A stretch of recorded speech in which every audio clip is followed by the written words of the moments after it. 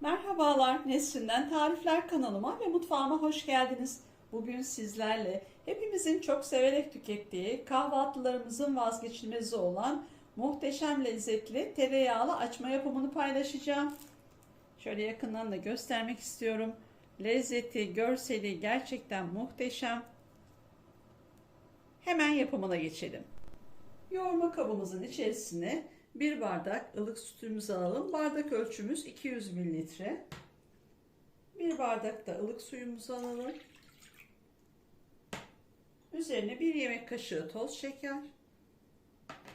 Bir pakette instant mayamızı alalım.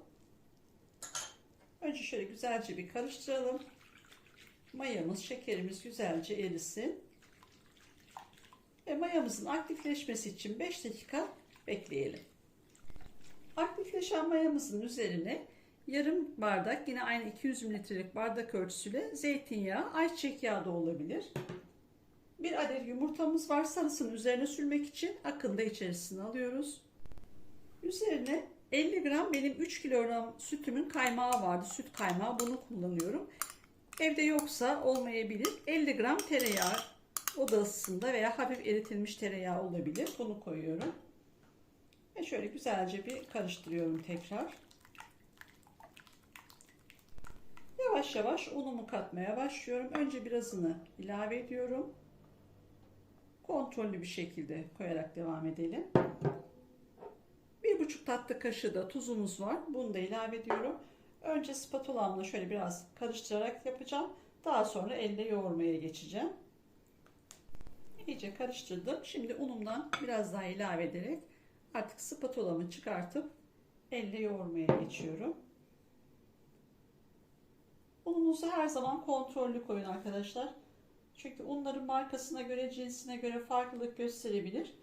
Şöyle yumuşacık bir hamur elde etmek için yavaş yavaş kontrollü koyun.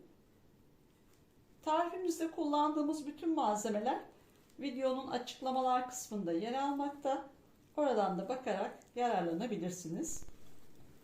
Hamurumuz iyice toparlandı. 6 su bardağı aynı bardak ölçüsüyle un hazırlamıştım. Tam geldi arkadaşlar. Tam yetti. Şöyle iyice toparladım.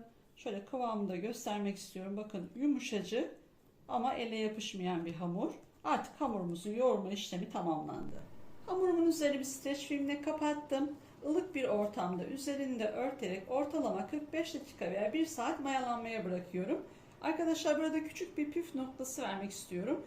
Ortam soğuksa, özellikle kışın mayalandırmalarda biraz sıkıntı olursa fırınınızı 10 dakika 50-60 dereceye ısıtın. Kapatın, hamurunuzu fırının içine koyun.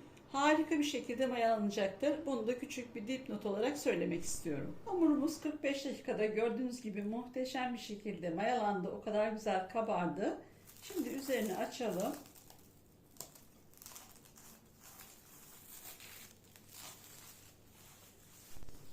Şöyle yavaşça basarak hamurumuzun havasını, gazını alalım ki maya kokusu olmasın.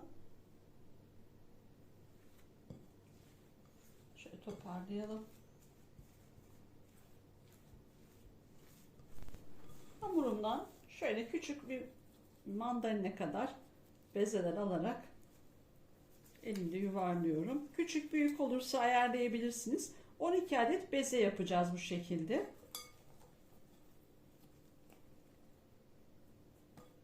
Şöyle ayarlayalım. Mutfak tartınız varsa tartarak da ayarlayabilirsiniz. Mümkün olduğunca hepsi eşit olsun. Bu şekilde şimdi bütün hamurumu bezeliyorum.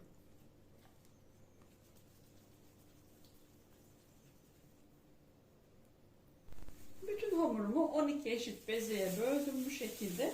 Şimdi üzerine bir mutfak poşeti geçirerek, buzdolabı poşeti veya mutfak poşeti kullandığımız, bu şekilde koyarak bir 10 dakika hamurlarımızı dinlendiriyoruz. Hamurlarımızın üzerine koymak için bu şekilde açacağız çünkü tereyağlı açmalarımız. 60 gram tereyağımı 12 eşit parçaya böldüm. Her birisi bundan da yine eşit şekilde. Şöyle birer parça her bir hamurun üzerine şöyle hafifçe koyuyorum. Bir de basıyorum şöyle. Bu şekilde açacağız çünkü şimdi açmalarımızı.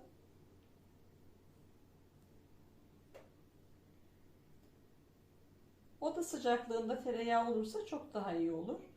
Çok soğuk olursa açmanız zor olur. Zeminimizi şöyle 1-2 yemek kaşığı sıvı yağ ile yağlayalım ki açmalarımızı daha kolay açabilelim. Şöyle elimle açacağım zemini güzelce yağlıyorum. Tezgah üstünde de olabilir, fark etmez. Ben masamın üzerine böyle bir mermerim vardı, onu koydum. Şöyle bir tanesini alalım. Şöyle tereyağımızı yavaş yavaş elimizle yaydıralım.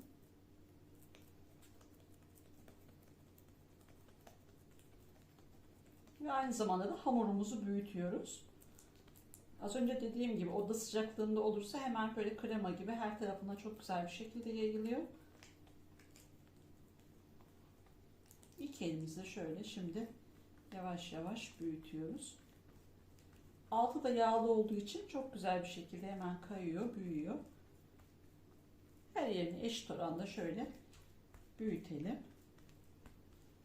Kalınlı, inceli yerler kalmasın. Her tarafı eşit olsun.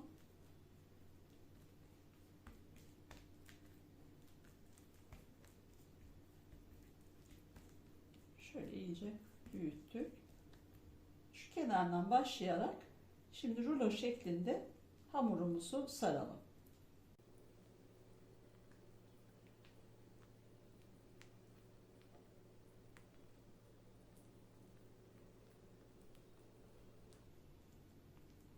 Şöyle toparladım.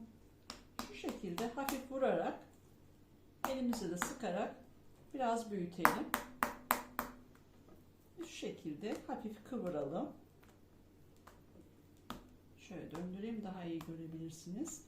Ve şu şekilde aynı simit bağlar gibi, hani simit yapımında şu şekilde içinden geçirerek şekil verelim. Bu şekilde daha güzel oluyor şekli.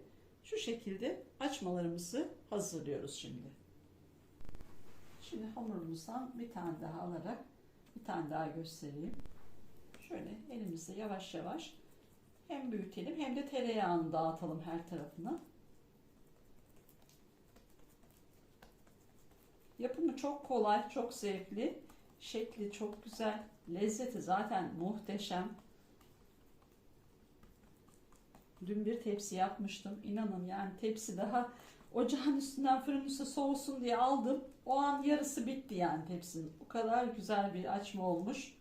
Bugün de hemen tekrar sizin için yeniden yapıp dedim sevgili takipçilerime bu tarifi mutlaka paylaşmam lazım diyerek hemen tekrar çekim yapmaya başladım. Mutlaka denemenizi tavsiye ederim. Gerçekten efsane bir açma oluyor. Çok lezzetli, dokusu, şekli, her şeyi çok güzel oluyor. Şimdi tekrar aynı şekilde katlayalım.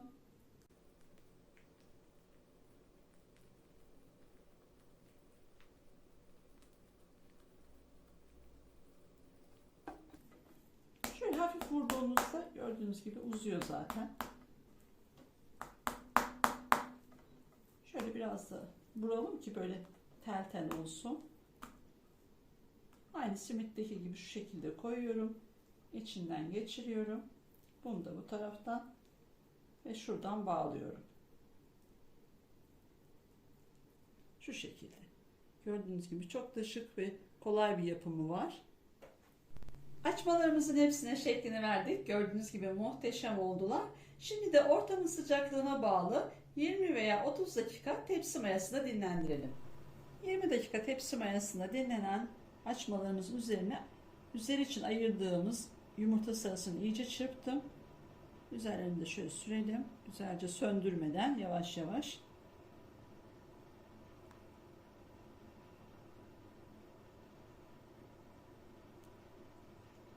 Yumuşacık, o kadar güzel ki.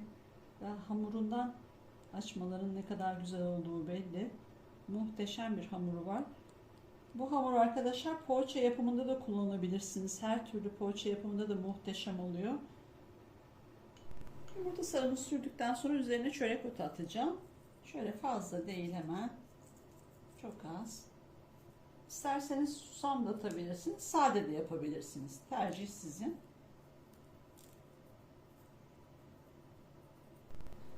Tereyağlı açmalarımız artık fırına gitmeye hazır. Önceden ısıtılmış alt üst ayar 190 derecede pişmeye gönderiyorum.